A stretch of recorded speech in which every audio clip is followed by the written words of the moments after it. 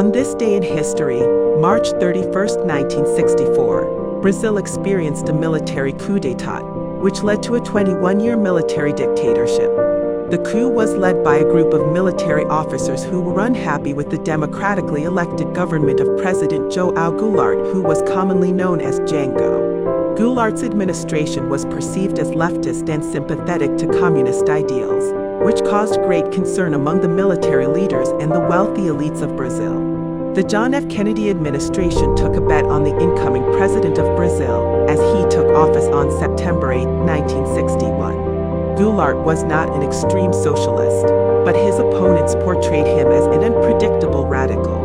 Yet, the White House estimated that Goulart was someone they could do business with and sympathized with the idea of Goulart's program of basic reforms, which included the extension of labor protections to rural workers, redistributive agrarian reform, and universal suffrage.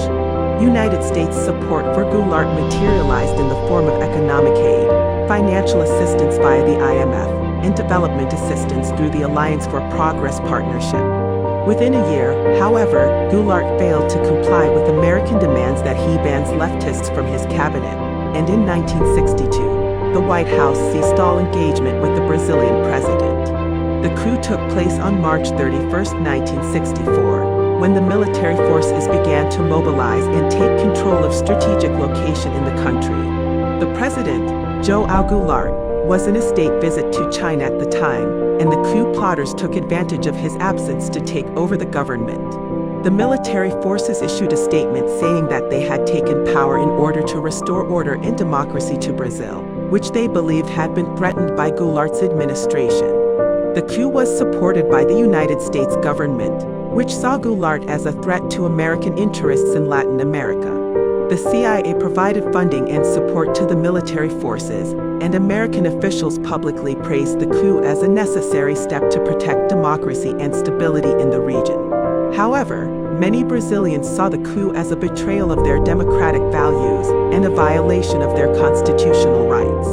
The military dictatorship that followed the coup controlled Brazil through repression, censorship, and human rights abuses. The military regime suspended civil liberties, outlawed political parties, and censored the media.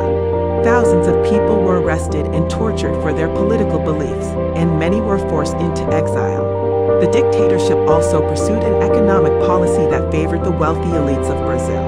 Despite the human rights abuses and political repression, the military dictatorship in Brazil was able to maintain a degree of stability and economic growth during its decades in power.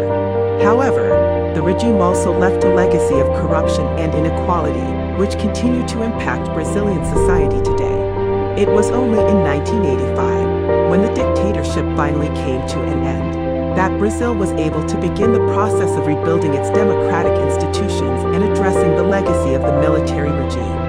The 1964 coup d'état and subsequent military dictatorship in Brazil were a dark chapter in the country's history, which highlight the complex and multifaceted nature of authoritarian rule. Today, Brazil is a thriving democracy, with a rapidly developing economy, but it is important to remember the lessons of the past and to continue to work towards a more just and equitable society.